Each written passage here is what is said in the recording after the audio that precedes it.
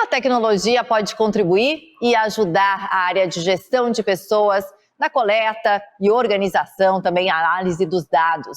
É sobre isso que a gente vai falar agora, aqui no nosso RH Summit. Eu estou com a Sanci Arai Vargas, que é CEO da Menve, e a Nicole Mello, que é Business Partner da Menve. Deixa eu dar um oi para as duas já, bem-vindas por aqui. Olá, pessoal, tudo bem? Oi, tudo bem? Tudo bem? Bem-vindas por aqui. Olha, a Menve, gente, para quem não conhece, é uma empresa especializada no desenvolvimento de soluções para RH, isso lá desde 2009, tá? Com foco na usabilidade e também flexibilidade, sempre ali com o objetivo, mirando, né, contribuir numa gestão de pessoas mais humanizada, que a gente tanto tem falado por aqui. Agora, como será que a tecnologia pode contribuir para essa gestão de pessoas mais eficiente? Essa vai ser a minha primeira pergunta aí para vocês, que a gente está falando de tecnologia, que é algo que está dominando, não tem mais como fugir dela, e a gente vai falar também de humanização, né? Ainda mais depois da pandemia, a gente sabe o quanto isso é importante hoje nas empresas e também nas lideranças. Então vamos começar falando sobre isso, como ter uma visão mais estratégica aí de pessoas com o uso da tecnologia. Para nivelar conhecimento, a gente começa introduzindo o conceito de People Analytics, ou Analytics, como querem falar aqui no Brasil. A gente está vendo uma maneira para todo mundo falar igual. Explica pra gente o que é que o conceito é que é mais importante, né? Exato, é muito engraçado isso, né? Algumas pessoas falam analytics, mas o correto mesmo no inglês é o analytics. Mas vamos lá, é importante a gente contextualizar, conceituar isso. Quando a gente fala em People Analytics, eu gosto de contextualizar com essa crescente do RH, né? A gente teve aí na última década uma crescente, o RH, ele ganhou muita visibilidade, então a Menve mesmo, nós entramos no mercado em 2009 com foco em atender um gargalo do mercado, que era uma plataforma que contribuísse para recrutamento e seleção nas consultorias, né, que não tinham na época ferramentas específicas para esse segmento. E a gente percebeu que lá entre 2013 e 2015 houve um grande aquecimento, né, das ERTechs no mercado, onde várias plataformas começaram a surgir para levar esses subsídios para o RH, para sustentar realmente, para trazer esses dados que o RH já estava necessitando na época.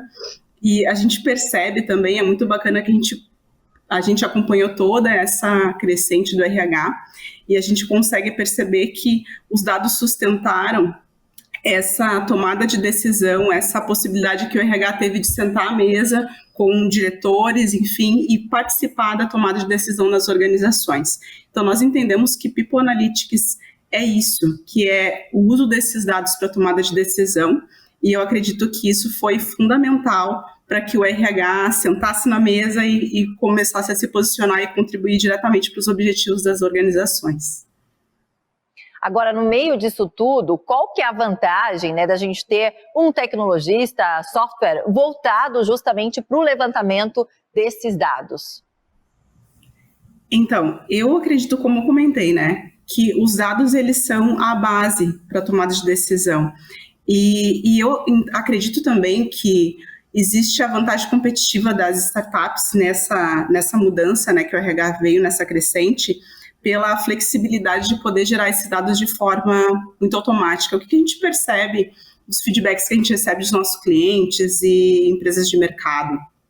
Que a mudança que ocorre em gestão de pessoas, ela é contínua. A necessidade que as empresas têm hoje nas organizações e que elas mudam muito rapidamente. Com que velocidade que as pessoas mudam, né? Será que as pessoas mudam mais rápido do que a tecnologia? Então, o acesso aos dados, os dados que o RH precisa hoje para tomar decisões, não são os mesmos dados que são utilizados amanhã ou depois. Então, as startups, as ERTechs, elas têm essa facilidade de gerar esses dados, gerar esse subsídio, customizar essas plataformas para conseguir sustentar essa tomada de decisão, gerando esses subsídios para apoiar os líderes e os gestores de RH. E é impressionante, né, como tudo muda o tempo inteiro, né, e como a gestão de pessoas e acaba que o RH está cada vez mais presente nessas mudanças, né? Até para juntá-las, para uni-las, para não ser só um chefe, mas ser um líder, para saber o que as pessoas internas estão pensando sobre a empresa, externas, e como juntar tudo isso para melhorar as relações, como melhorar a tecnologia. E para chegar nesses dados todos, tem todo um trabalho por trás e que precisa das pessoas que também estão à frente disso tudo. Deixa eu botar a Nicole aqui na conversa com a gente também, né? Porque é um trabalho de formiguinha, mas várias são as formiguinhas, né? Para se chegar nesse trabalho total. Nicole, como que vocês percebem hoje que o People Analytics, ou Analytics, tem sido utilizado para potencializar esses resultados aí nas organizações e também conseguir engajar as pessoas dessa forma aí, como a gente estava falando? Legal, perfeito. Bom, eu trabalhei muito tempo mais na linha de frente ali em atendimento de cliente, prospecção, e é muito engraçado, assim, porque a gente tem centenas de clientes hoje e a maioria deles, assim, muitos na verdade, que chegaram até nós, não tinham uma armazenagem de dados ou simplesmente não realizavam nenhum processo de coleta de dados, né? E isso, obviamente, vai gerar problemas de turnover, de baixo engajamento, justamente por não ter base para estruturar um planejamento de carreira, por exemplo, né? E hoje as pessoas buscam por isso. O colaborador, ele busca por planejamento de carreira, por oportunidades de crescimento. E no momento que ele não enxerga isso hoje na empresa, consequentemente, ele se desmotiva, né? E aí, a coleta e a análise de dados vai ajudar na tomada de decisão mais estratégica. Então, o RH e os gestores, eles vão ter um embasamento para determinadas ações. E aí a gente fala muito de coleta de dados, mas, enfim, que dados são esses, né? Como que eu vou coletar? Quais os dados que eu preciso? E existem diversas formas de coletar dados e diversos dados que são importantes coletar. Depende qual é o objetivo, né? Mas, dentre vários, a gente pode citar aqui alguns como avaliação de desempenho, por exemplo. Ali você não tem só a visão do colaborador sobre ele, mas também de outras pessoas, de gestor, de pares, de clientes, né? Depois tem a questão de Nine Inbox, onde já vai medir o desempenho e o potencial desse colaborador, PDIs, gamificação, que é um ótimo método para engajamento de colaborador. Enfim, e métodos também para mapeamento de competências, por exemplo, porque isso não vai dar uma ajuda só para o gestor, para o RH ali, conseguir entender o perfil de colaboradores para gerenciar e para desenvolver essas equipes, mas também vai promover autoconhecimento para o colaborador, que isso é de extrema importância, na verdade, para o autogerenciamento. É importante também que ele tenha essa visão e consiga ter um autogerenciamento, né? Enfim, esses dados e outros dados vão ajudar o RH a melhorar os processos e até otimizar os processos, né? Você falou ali da questão de muitas empresas não ter isso hoje, enfim, e, gente, por incrível que pareça, assim, tem muita empresa que chega até nós, empresas grandes, que não tem nenhuma forma, nenhum processo de coleta de dados. E tem um RH ainda muito manual, com nada estratégico, né? Então, planilhas, enfim. E a gente sabe, principalmente empresa mais antiga no mercado, que é difícil se adaptar com a nova tecnologia, né? Mas a tecnologia está aí para isso, né? Então, para ajudar a otimizar esses processos e a melhorar isso para o RH, justamente para o RH ser mais estratégico e melhorar esses processos internos. Agora, para exemplificar, até para quem está nos assistindo aí, né? Falando sobre os problemas de negócios que a gestão de pessoas pode responder. Que problemas seriam esses e como seria esse problema resolvido na prática? Sim. Perfeito. Na verdade, é legal essa pergunta, né? Porque a gente fala tanto de coletar dados, enfim, de usar isso para análise, mas a gente muitas vezes não entendeu ainda o princípio disso. Para que eu preciso desses dados e aonde eu quero chegar com isso? Então, quando a gente fala dos problemas, são diversos, né, que a gente pode citar. Eu vejo, assim, das empresas que chegam para nós, sempre os maiores problemas ressaltados problema de rotatividade, baixo engajamento, absenteísmo, enfim. Então, são problemas presentes hoje na empresa, justamente por não ter esses processos definidos, né, e esses dados que vão te ajudar nisso. Então, o People Analytics vai sanar essas dores, no momento que o RH estruturar esses processos e pré-definir as ações que vão ser tomadas a partir disso. Então, quando eu defino, por exemplo, o perfil de um cargo, eu mapeio as competências da vaga e as competências de um candidato, eu consigo medir a compatibilidade entre eles e eu consigo contratar a pessoa certa para o cargo certo. Já mato aí um problema de contratação errada, né? Depois, quando a gente fala de movimentação interna, a mesma coisa, no momento que eu estruturo o perfil dos meus cargos hoje na empresa, e quando a gente fala perfil, não é só um perfil comportamental, mas todos os requisitos que eu preciso, requisitos técnicos para aquele cargo, eu vou atrair o colaborador certo, né? E aí, claro, quando entra a questão de promoção, bonificação, desligamento, dados de desempenho, de potencial, vão me ajudar a gerir esses processos, né? A tomar decisão em relação a isso, tá? E aí entra todos aqueles dados que a gente falou anteriormente, né? Tudo isso vai ajudar os gestores e o RH nessa tomada de decisão e a sanar todos esses problemas que às vezes a gente nem percebe, mas gera um alto custo aí negativo financeiramente, né, para a empresa.